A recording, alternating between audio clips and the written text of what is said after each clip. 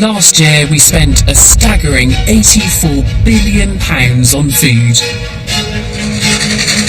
Every day, 80,000 tonnes of groceries are shipped to supermarkets around the country from warehouses like this. It is ridiculously high. This place is huge. But what exactly are we spending our money on? In this programme, I'm going to reveal which foods are Britain's favourites. Last year we drank enough milk to fill the River Thames for 1.5 miles. But do we spend even more on cheese or yoghurt? We bought 1.3 billion kilograms of potatoes. But in the vegetable aisle, do we buy more carrots or peppers? We've got hold of the latest data to reveal which fresh foods Britons buy most. And then we'll discover if the food we're buying is good or bad for us. So what do we know about our favourite foods? Could they make us feel better, look better?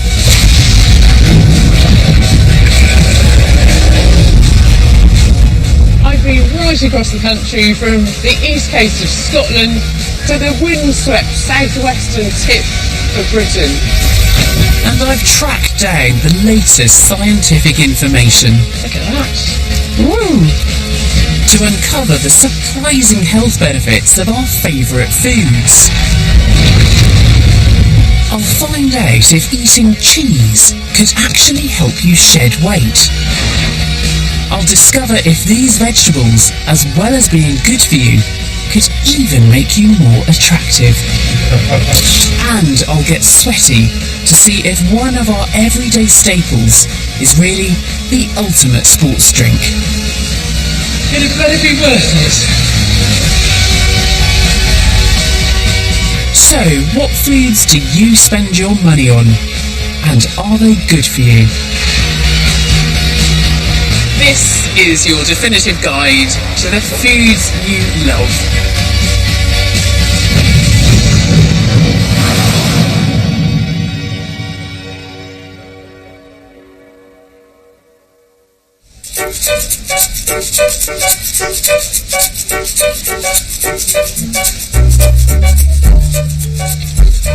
Each week, an average family of 4 spends £82.90 on food.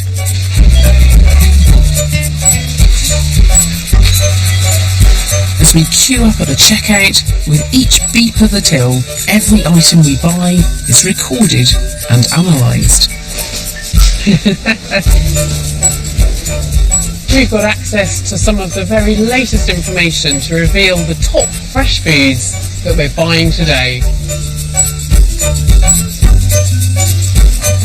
We've checked out the busiest supermarket aisles, from dairy to meat, veg to fruit, to discover the most popular items that we're putting into our shopping trolleys. We can now reveal the top 5 favourites in each aisle.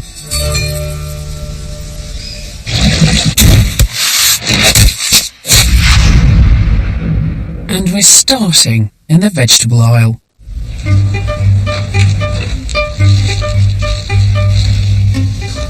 Lovely. Today we can choose from over 70 varieties of vegetables from over 20 countries. We spend nearly £7 billion a year on them, and nearly half of that goes on the top 5 vegetables. Just look at these beautiful beetroot. There's a couple sliced open here. They're gorgeous. But what's at number 1? So our favourite vegetable in Britain is the humble potato. And I've got a lot of them here. A lot. They're cute! Look at that one! Wow! Hello. Hello. Right then. But just how many is an average family of 4 eating a year?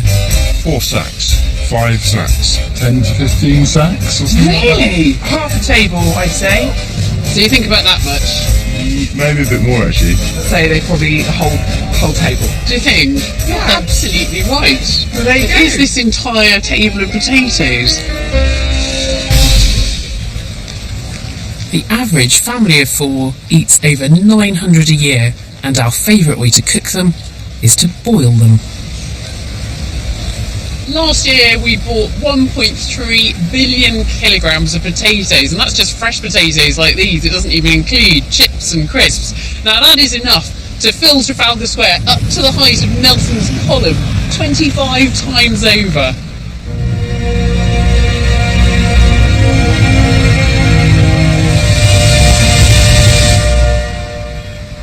So potatoes are number 1, but what's next in the top 5? At number 2, it's the tomato. I know it's technically a fruit, but it's in the vegetable aisle, so we'll consider it here. We ate nearly 270 million kilograms of them last year and spent over £700 million on them. Then at number 3, the tomato is followed by the mushroom.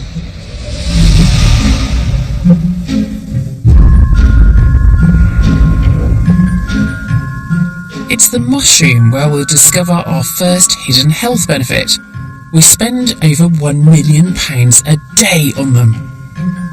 White mushrooms are Britain's favourite, making up 95% of all fresh mushroom sales. And although you find them in the vegetable aisle, they are, in fact, fungi, and they grow in a rather extraordinary way.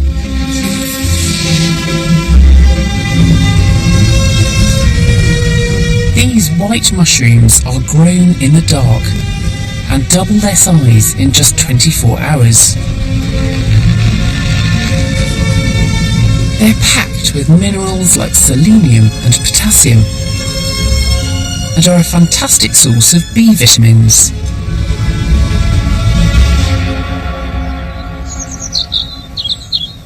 But there's one vitamin they don't have much of.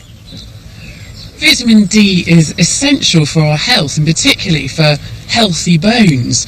Now, there are relatively few sources of vitamin D in our diets, but we can also make it in our skin in the presence of sunlight. So it comes as no surprise that there's really very little vitamin D in these mushrooms, which are grown in the dark. But now I'm going to do something actually quite simple to make these mushrooms into a veritable vitamin D making factory.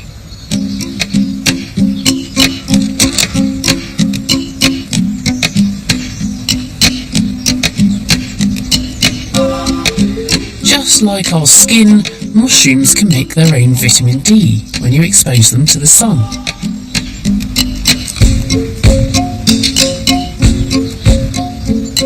Mushroom flesh is packed full of a chemical called ergosterol, which is very similar to the form of cholesterol in our skin, which gets converted to vitamin D in the presence of sunlight. And the mushrooms, once they've been exposed to sun, become a fantastic source of vitamin D in our diet.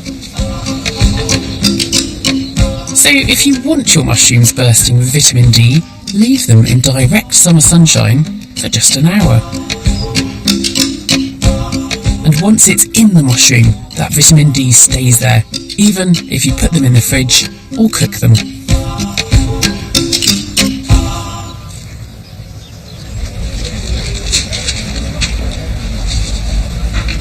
Potatoes, tomatoes and mushrooms make up our top 3 vegetables. So what's 4th and 5th, and do they have any surprising health benefits? It's carrots and peppers. Together we spent over £600 million on them last year. Peppers and carrots are packed full of vitamin C, but their beautiful colours are clues to yet another benefit.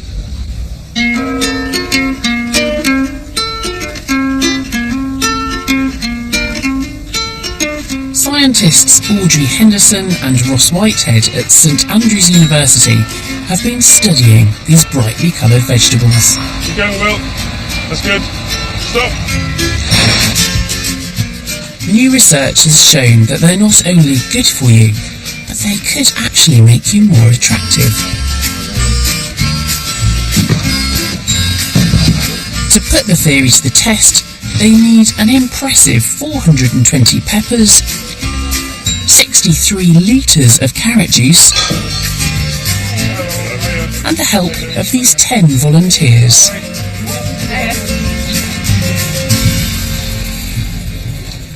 Okay, so we all know that fruits and vegetables are good for us.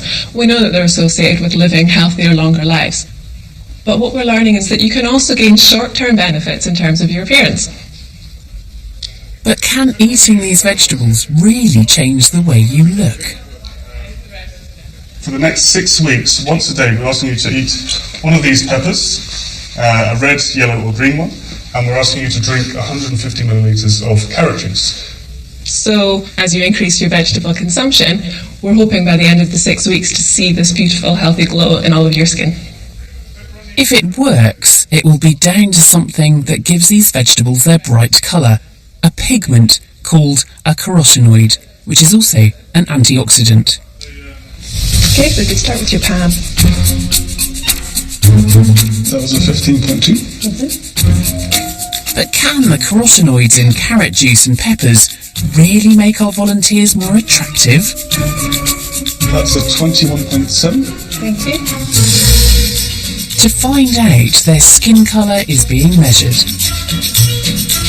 Okay, that's a 23.1.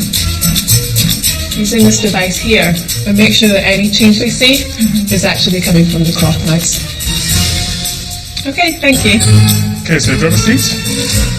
If you just hold it right next to your neck. And a snapshot is taken. Perfect. After 6 weeks, I'll be back to see if just eating 2 extra portions of these vegetables a day has made any difference to the appearance of our volunteers.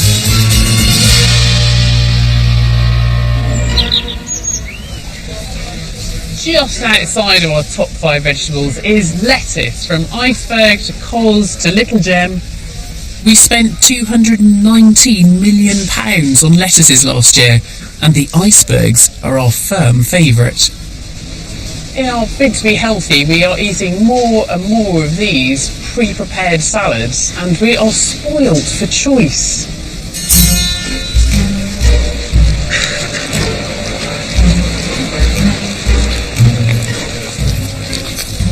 When you eat a salad, you think you're making a healthy choice, choosing something that's packed full of antioxidants and vitamins and minerals and fibre. But are they all that good for you? To find out, we've set up a test for the good people of Reading. Can they arrange these plates of food in order of the number of calories they contain? Oh, this is difficult. Oh, I don't know. There are 3 salads, a cheese and pasta one, That's the lowest calorie. a chicken one, Yeah, no, I think that's the sneaky one. and one with parma ham and avocado, This will obviously be either second last or last. Yes. and 3 other popular lunch choices, a tuna melt sandwich, a baked potato with cheese and baked beans, Loads of calories in the cheese and the beans. and a beef burger and chips. And that's obviously going to be all of the higher ones, because obviously it's beef, burger and chips. That'll be the lowest. They have to put the plate they think has the most calories in position 1 at the left-hand side of the table, and the least calories in position 6 at the other end. I think we're good, yeah. We're good. Most people put the burger and chips in position 1, thinking it had the most calories, and salad in position 6 with the least calories. It'll be like that. But underneath, they discover which one really is the least calorific and should belong in position 6. Right, yeah. That's very wrong. 4th? No, burger and chips. It's like the poster for bad food, isn't it? So which lunches belong in the high-calorie spots? This is all salad. Oh my god. This is number 1. No way. 803 calories. You wouldn't think about it, would you? In fact, the cheese and pasta salad had the most calories, and the jacket potato with cheese and beans the least. All these salads come with a dressing, which really bumps up the calories. Some pots of dressing can have as many calories in them as 2 scoops of ice cream. So pouring out that pot can almost double the calories in your lunch. How can so many calories be packed into such a small pot? To find out that, we need to understand exactly what a calorie is.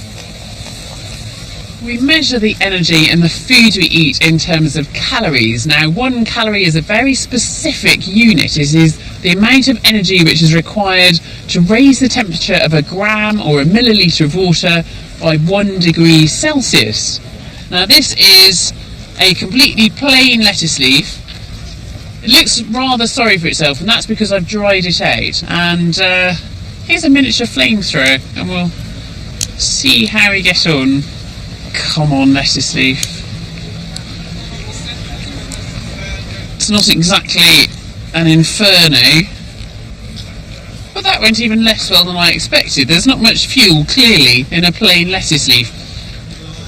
It didn't burn well. There's not much energy in a lettuce leaf. It has very few calories. What about this one, though? Now, this one I have liberally doused with salad dressing. Let's see if I can light this one. Oh, it's already going better. There we go. That is flaming nicely. And the reason it's flaming nicely, of course, is all of the fuel, which has nothing to do with the lettuce itself. It's just the salad dressing that's on there, which is largely fat. So great for my inner pyromaniac, not so good for my waistline. Look at that, it's fantastic. Woo! Now, I am absolutely not saying give up and go and get a burger and chips instead. Salad can be a really healthy option. It's packed full of things which are good for you and can help you get your 5 a day. But it is worth checking on the label to see what else you're getting.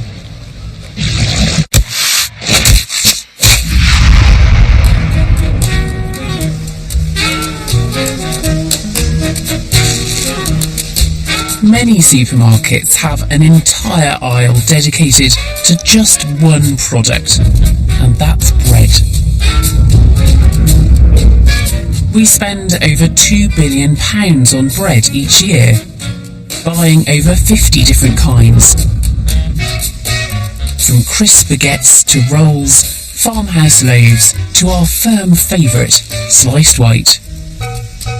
99% of British households buy bread. We eat 12 million loaves of it every single day. We eat 4 times as much white bread as brown bread, and men eat more than women. We eat, on average, 2 to 3 slices a day. Bread is packed with fibre, iron and calcium, but because we're eating so much as a nation, it's also the single biggest source of salt in our diets. And although levels of salt in bread have reduced dramatically in the last decade, some still have the same amount of salt per slice as a small packet of crisps. So it is worth checking the label.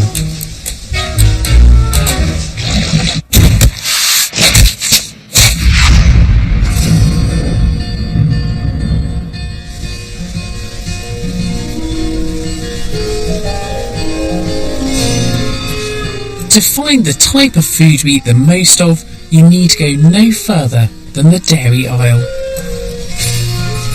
We eat more dairy than any other fresh food, and last year we spent a whopping £9.3 billion on it. With over 130 different products to choose from, what makes up the top 5? Coming in at number 5, it's cream.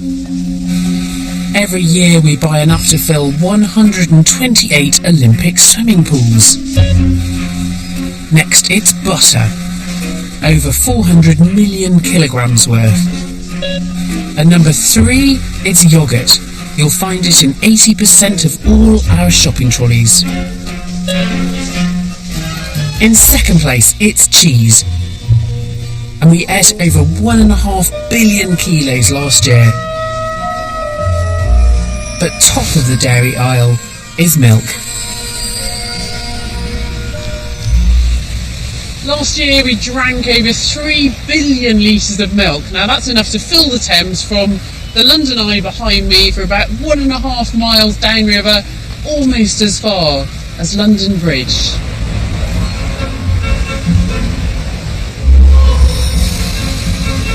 Milk is packed with calcium, which helps to keep bones strong, and it's bursting with vitamins B2 and A.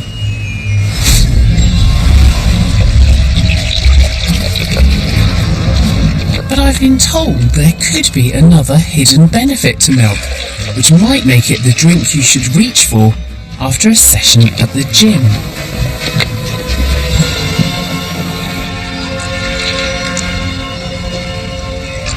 Right, so here I've got a glass of water, a glass of sports drink and a glass of milk. And the question is, which of these would hydrate you best after exercise? Excuse me, sir. What do you think would rehydrate you best? So water. Sports drink, probably? Water. I'm going to say milk. Maybe water. Milk. I'd probably say water. So what is the right answer?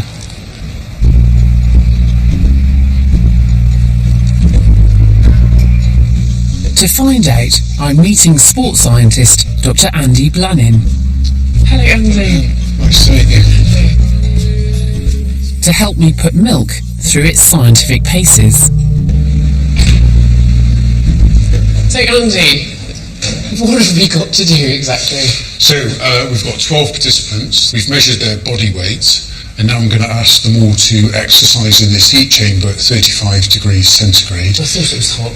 until they lose 1.5% of their body weight. So 1.5%? it's probably going to take them about an hour to lose that. Okay. This includes me, obviously. It does, I'm Yeah. afraid. Okay, off you go.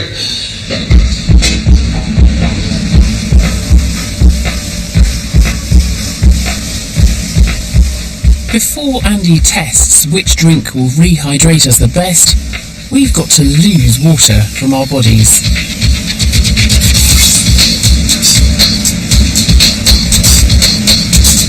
And we're doing that by sweating.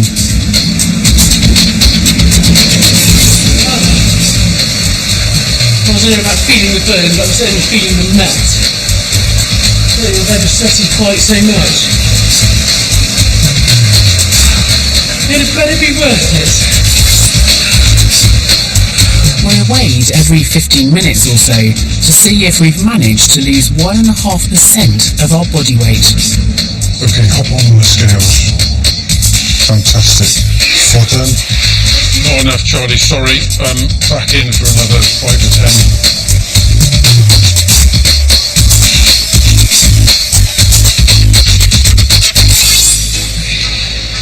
Well done. I'm exhausted. Well done.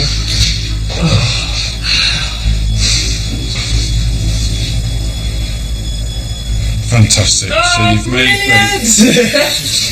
Oh, please.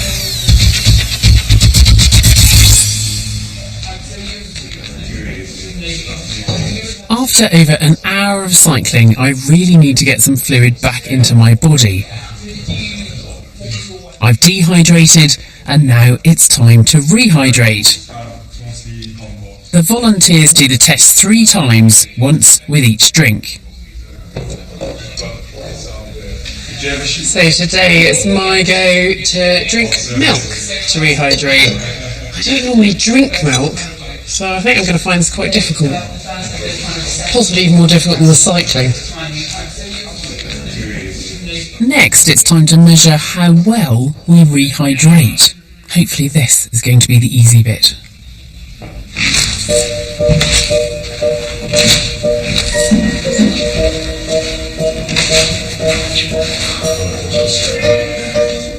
the next part of the experiment is to collect our urine for the entire afternoon, and what this is going to tell us is what's going on inside our bodies.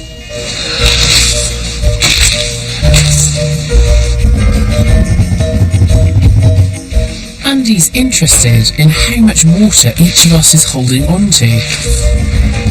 The less urine I'm passing, the more effective the drink is at rehydrating me after exercise. Finally, the results are in. Okay, here's the moment of truth. So, in joint last place, the sports drink in the water. Right. Joint last place. Joint last place. So these two, the volume that you consume, you only retain about half of the volume, and the rest ends up as urine. And in first place today, milk. There you go. And about 3/4 of the volume that you consumed, you retain, and you only lose 1/4 of the fluid that you've ingested as milk. That's quite a big difference. So it's a very big difference between those.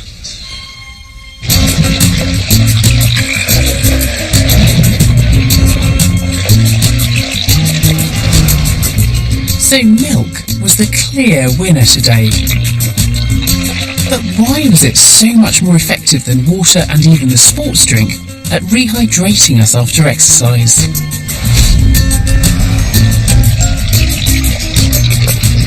When you've lost a substantial amount of sweat, you need to replace two things: water and electrolytes. Milk has two key electrolytes for helping you rehydrate: sodium and potassium. Water has only trace amounts of both, and sports drinks can have considerably lower concentrations of electrolytes than milk. But there's also something else. Because of the protein in the milk, it tends to sit in the stomach for longer, and it gets trickle-fed to the intestines, so the absorption of the fluid is a much slower process. If you absorb fluid quickly, your kidneys respond by producing more urine. The protein in milk means that fluid is absorbed slowly, so you hang on to it. Absolutely brilliant. So we've proven that milk is better at rehydrating you after exercise than water or sports drinks. Yes. Every year we spend £190 million on sports drinks, but in this test it was no better than water. Instead, it's milk, our favourite dairy product, which is the ultimate sports drink when it comes to rehydrating you after exercise.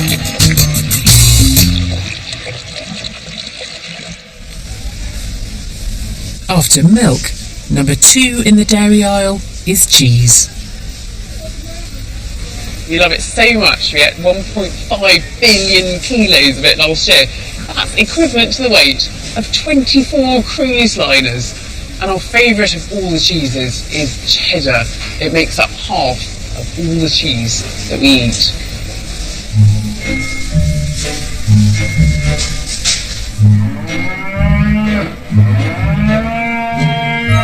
We all know that eating a lot of fat isn't good for us. And because cheese has a high fat content, it's often one of the first things we ditch in an effort to lose weight. But new research suggests that cheese may not be quite as bad for you as you think. Scientists now believe that there's something about dairy food which means that not every gram of fat in it really counts. To put this to the test, I've recruited a willing volunteer. Not one of these ladies, though. Instead, it's this lady, Carol Taylor, whose job includes tasting cheese for a living.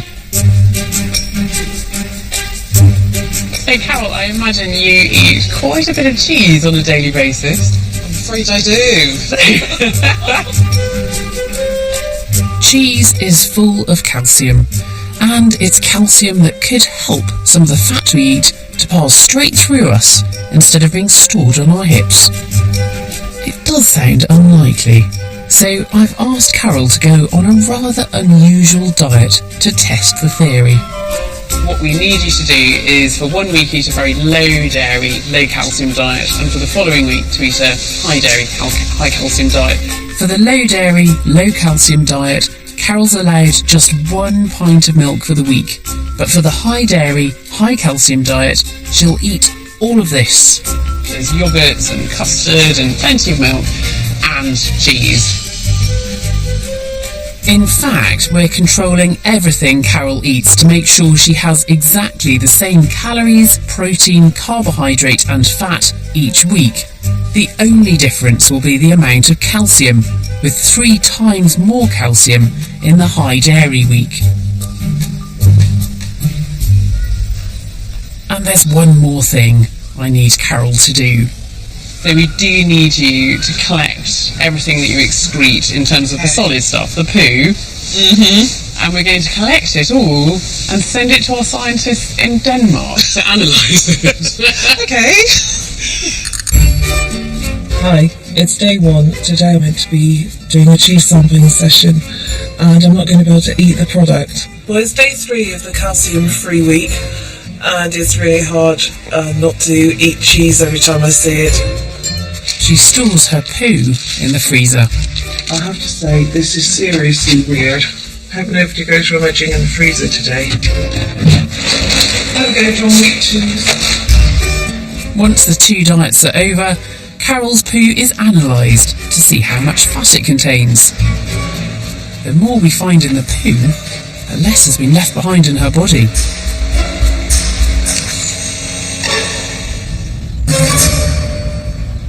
Scientist Tanja Thorning from the University of Copenhagen has Carol's results. Both diets had exactly the same levels of calories and fat.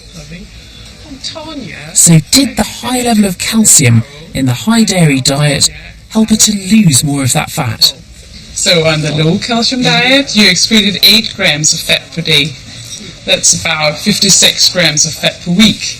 And on the high dairy calcium diet, you actually excreted 12.5 grams of fat per day. So that's 88 grams of fat per week. That is quite a big difference. 30 gram difference in terms of the fat that was passing through your system, Carol. Are you surprised by that? I'm surprised by the difference, yeah. I mean, we'd hoped it would work, but that is a really big difference that I wasn't expecting.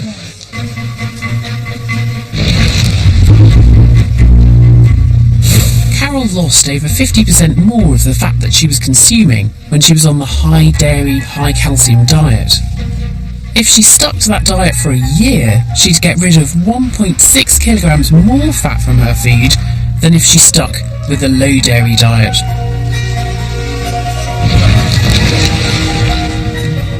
Tanja believes that the calcium in dairy products combines with some of the fat in the food to form a soap-like substance, which slides straight through your intestines without being absorbed by your body. We're not suggesting people should go on cheese diet to lose weight. But that actually cheese perhaps isn't as bad as you perhaps thought it was. Yeah.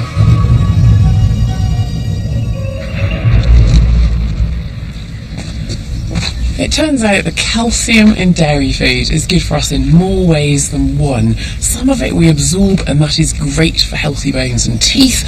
Some of it passes straight through us, but even then it's doing us a favour because it's taking fat with it.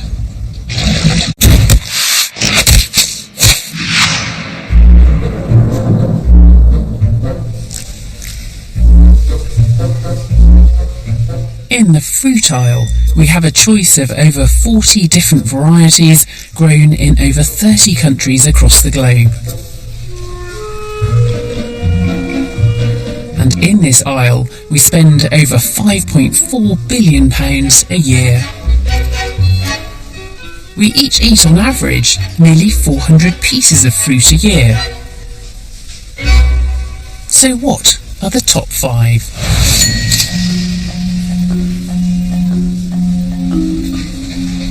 At number 5, it is clementines. We spend over £240 million a year on them. We spend twice as much on strawberries, so they come in at number 4. At number 3, bananas, £600 million a year worth. Number 2, grapes.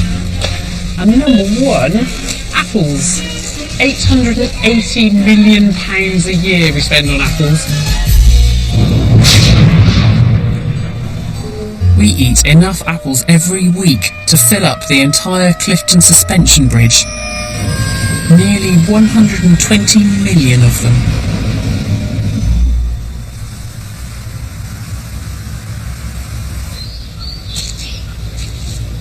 We each eat, on average, 2 apples a week. So just how good are they for us? Is there any truth in the saying, an apple a day keeps the doctor away?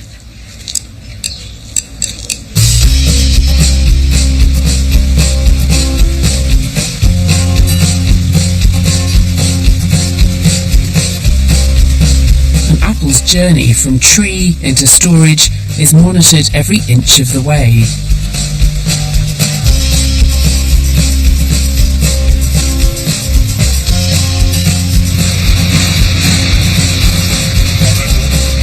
Here at Flanders Farm in Kent, Nigel Stewart believes it's a journey which allows stored apples to be just as good for you as fresh ones. But how?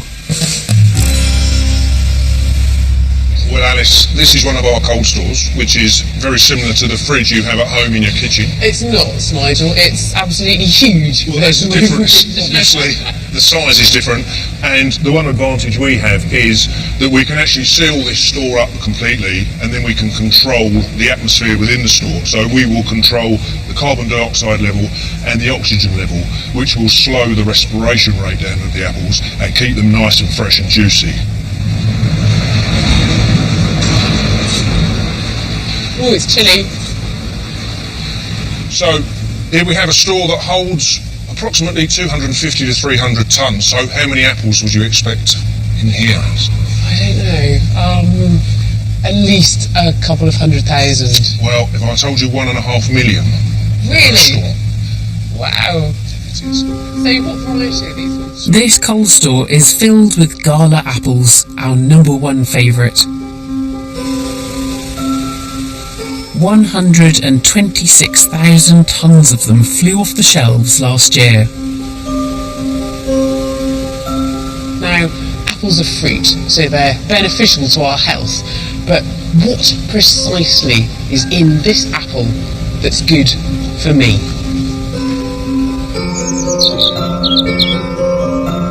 Real benefits. To find out, I'm meeting Dr. Paul Kroon from the Institute of Food Research. He's a biochemist and an apple expert.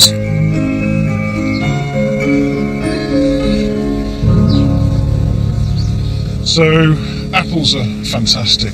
They contain lots of fibre, they're low in calories, they've got some vitamin C and that contributes to our intakes each day. But I think the really exciting thing, particularly for myself at the moment, is the polyphenols in apples. So what are polyphenols? So polyphenols are chemicals made by plants, and we think they do things to protect us against cardiovascular disease, Alzheimer's, cholesterol. And the research is really about working out which polyphenols and what quantities we need. But has every apple got the same amount of goodness in it? To find out, Paul has set up a rather unusual orchard lab. So we've got 6 different varieties of apples here. You can buy all of these in the UK. They're very popular varieties. So Pink Ladies, Brabant, yes, Galas, Granny Smiths. This What's that? is a russet, and these are your cooking apples. That's a cooking apple, yeah. Okay. So natural variation in plants means that they do contain different amounts of polyphenols in each of those apples. So you're just going to pipette for me some water, same amount into each tube. These tiny tubes each contain a freeze-dried sample of our apples. So that's the Pink Lady. Next one of my favourite apples actually, the Granny Smith. Paul adds a chemical which reacts with the polyphenols in the apples and turns the solution a shade of blue. the more polyphenol there is, the bluer the colour will become.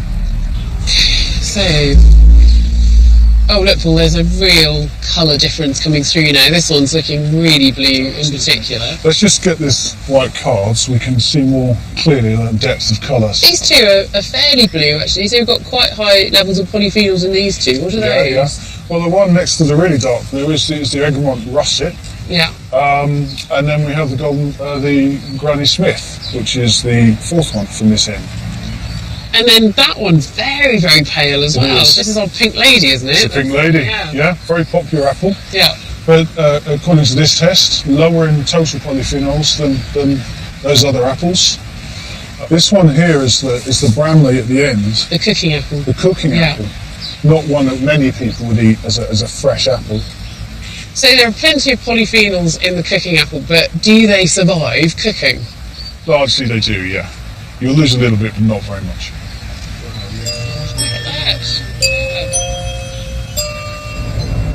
So in this experiment, when we compared Egremont Russet with the Pink Lady, it had over 4 times the level of polyphenols, the disease-fighting chemicals that are so good for our health. In general, when you're eating an apple, the sweeter it is, the fewer polyphenols there will be in it. But there's one thing that's true for all apples, and that is that up to half of the polyphenols in the apple will be contained in the skin or just under it. So don't peel and throw the skin away.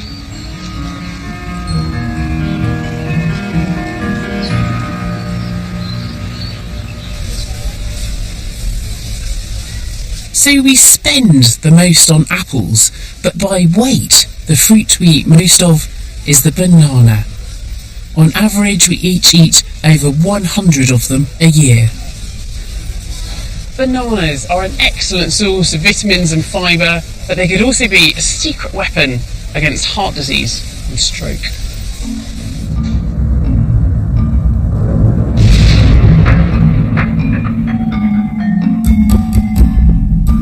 Sodium can cause blood pressure to go up, but there's another mineral, potassium, which can help to bring it down. And there's a fine balance between the two.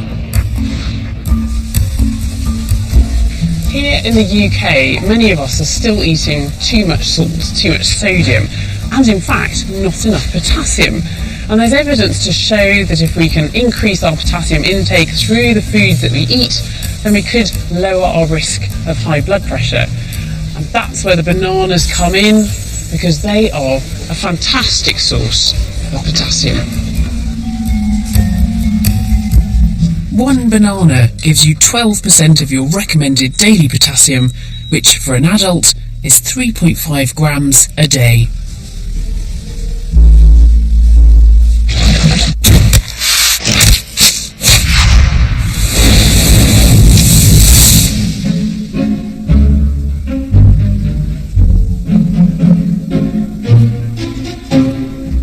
We consume the most food from the dairy aisle, but when it comes to how much we spend, there's one clear winner, and that's meat. Last year, we spent over £11 billion in the meat aisle. The average Briton eats their own body weight in meat in a year.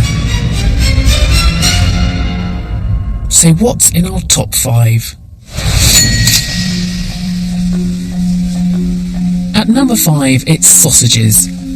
We spent over £670 million on them last year. Well over 3/4 of all households bought some. In 4th place, over £820 million was spent on pork. At number 3, it's bacon rashers, nearly £1 billion worth.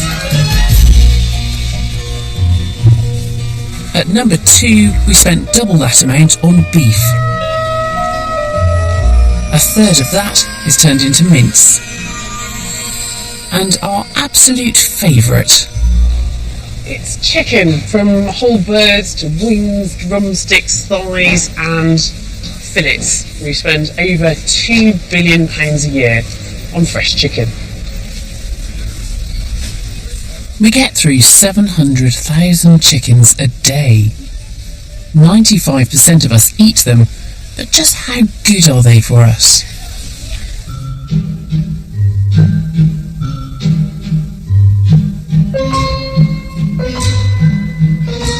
Chicken is packed with protein, and that could be the key to a hidden health benefit.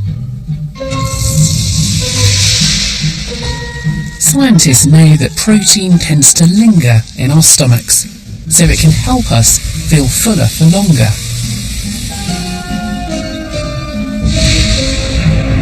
But there's an even more surprising way that protein could help us resist snacking.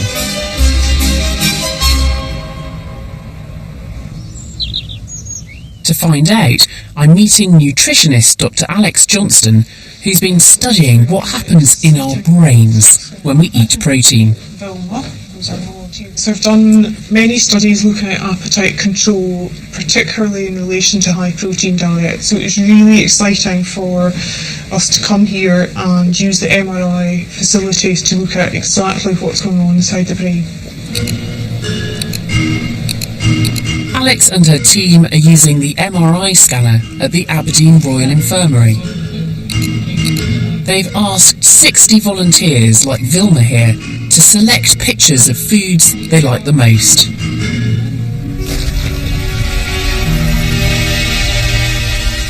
Then it's into the MRI scanner. Right, Vilma, I'm going to move on to the first task now. To see what happens in their brains when they see pictures of their favourite foods. So you're expecting to see a kind of a flash of activity in various parts of the brain when she sees foods that she's already identified as being her preferences. That's right. So we can look at the regions in the brain that are associated with motivation to eat.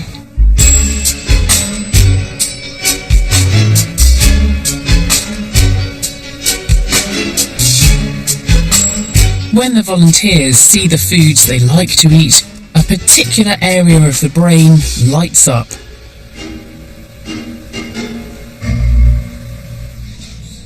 But what the scientists are really interested in is whether these patterns of brain activity will be different after the volunteers drink a protein shake.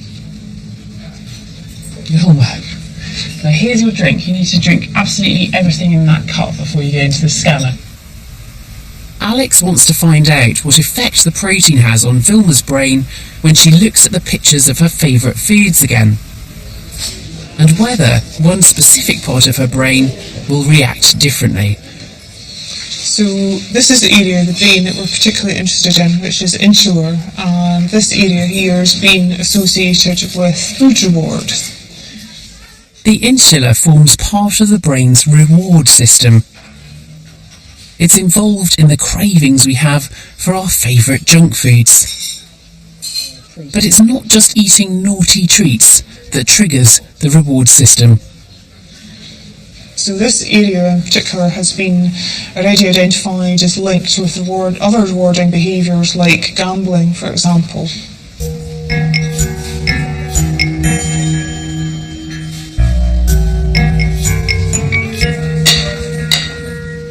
When we gamble or eat junk food, the reward system of the brain is activated. Some scientists believe that eating protein dampens down this brain activity associated with cravings.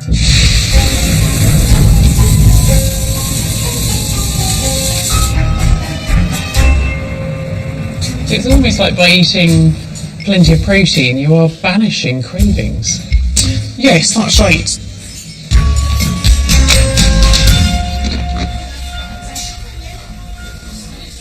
New research has shown that eating carbohydrates doesn't affect the brain in the same way. So protein seems to be unique when it comes to reducing our cravings. And that's true whether it comes from meat or a vegetarian option like beans.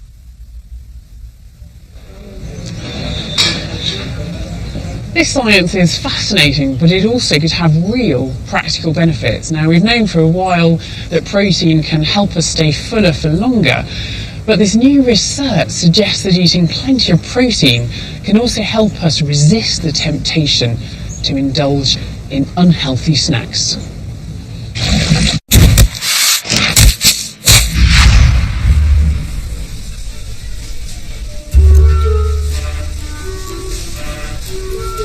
There's one aisle where we have a lot more choice than we did 20 years ago, and that's in the ready meal section. We're spending over £2 billion on ready meals and have a choice of over 120 different types. We eat more of them than the rest of Europe combined. So what are Britain's favourites?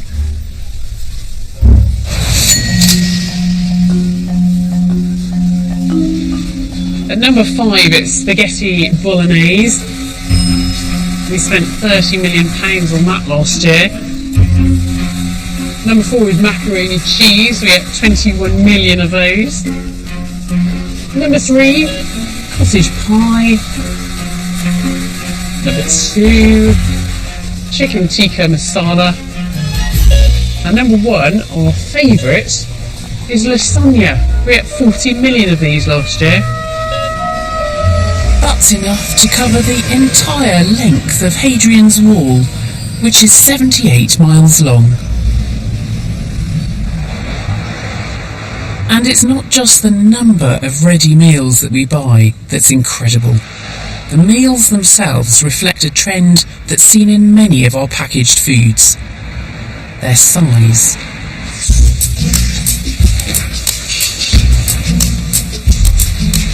Hey Victoria. Hello, nice to meet you too.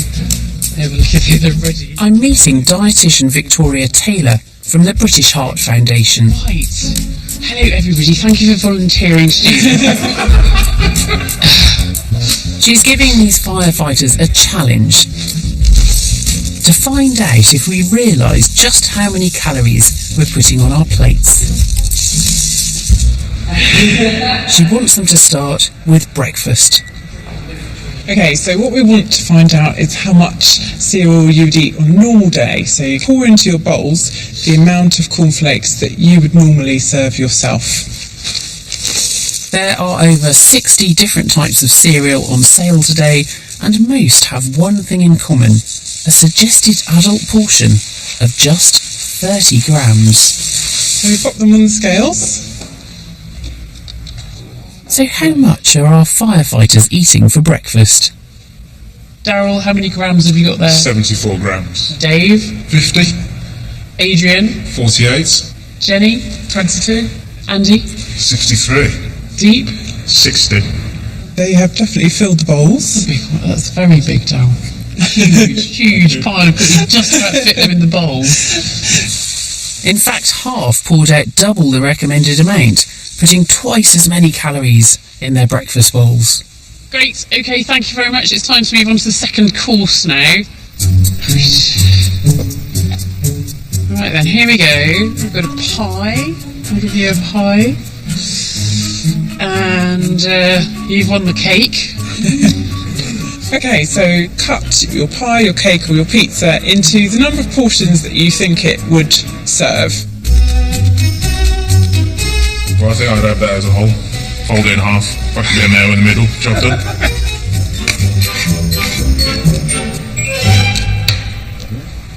So this is quite interesting, Victoria. Darren and Deep haven't actually cut their pizza at all. In fact, they've discarded the pizza cutter entirely. Yes, so they've just gone for one portion here. But in actual fact, it should be 2 portions if you're following what's on pack, and that's quite standard across pizzas. And when it comes to the cake, they're no better. They've cut it into 4 slices when the recommended number of portions is 6. So if you take that, that's a shepherd's pie. Many of us are now serving up bigger portions than the manufacturers recommend. So this one here is a chicken curry meal with rice.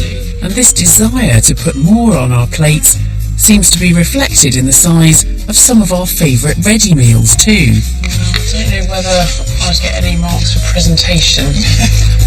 Victoria's compared the size of today's ready meals to those from 20 years ago. Right then, dinner time. Now there is a bit of a catch, I'm afraid, here, which you might notice quite quickly. What's that?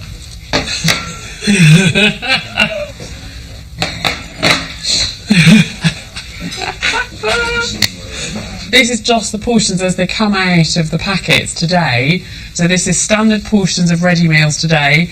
On this side of the table, this was the standard size back in 1993. So portion sizes have got a lot bigger. Thank God things have advanced.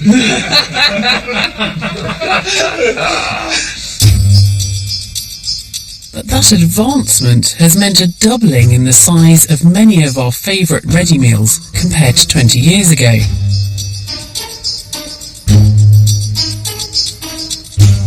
And they're not the only foods that have increased in size.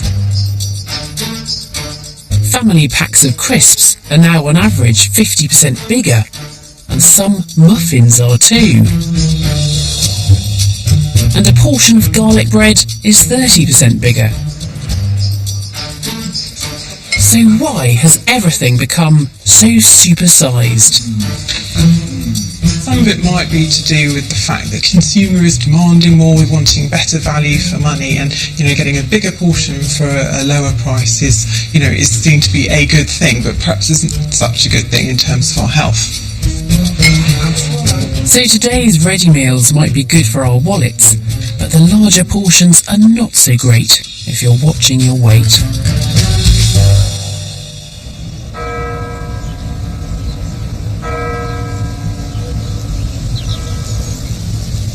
Back in Scotland, our experiment to discover if vegetables can make you more attractive has come to an end.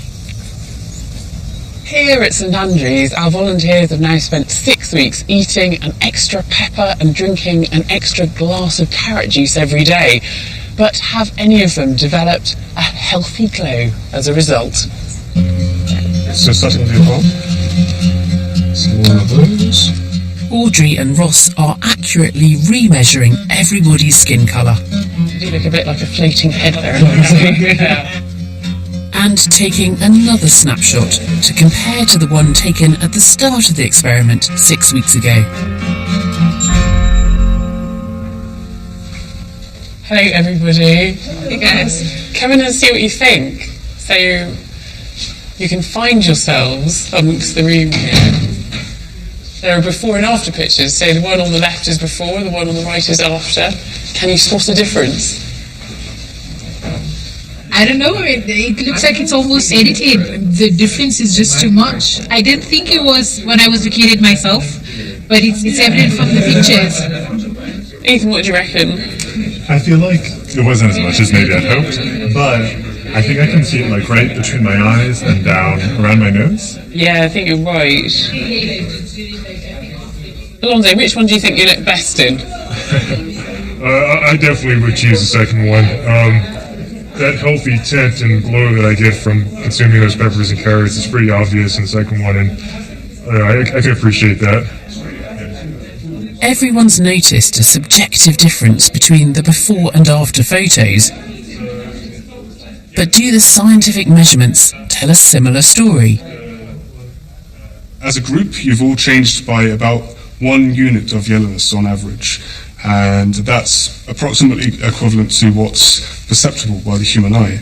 Some of you have changed by double that amount.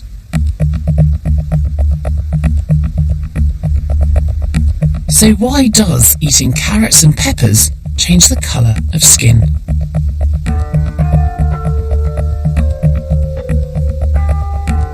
Most of our fruits and vegetables contain these carotenoid pigments. So when we eat them, our body takes what it needs to keep healthy. The excess ones head to our skin, gradually making their way up to the surface. Because they're red and yellow pigments, they produce a golden glow.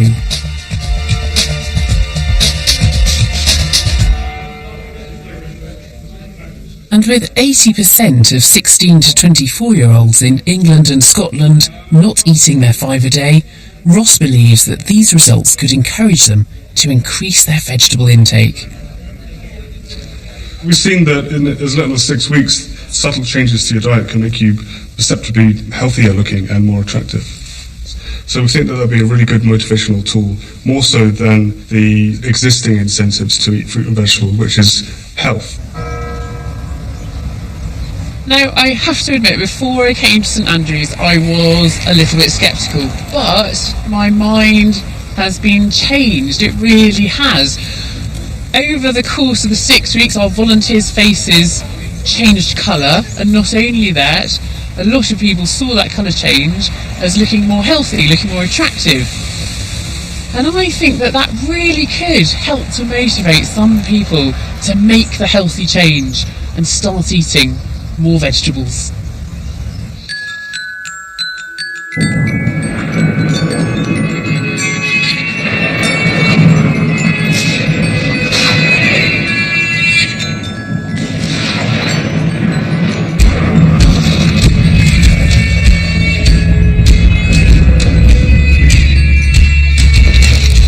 We've revealed what our favourite fresh foods are in the busiest supermarket aisles, and discovered some surprising health benefits hidden away in them. From the rehydrating power of milk to the vegetables that can make you look more attractive.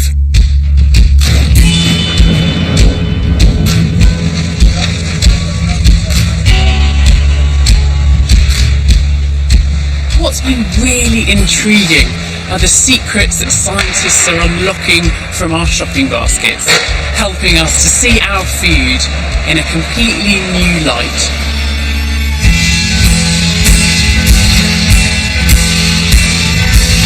Making their return after more than 15 years on the show, Blur play tracks from their upcoming album. Later Live with Jules is next. And over on BBC 3 now, the killer trick is Russian roulette in Killer Magic.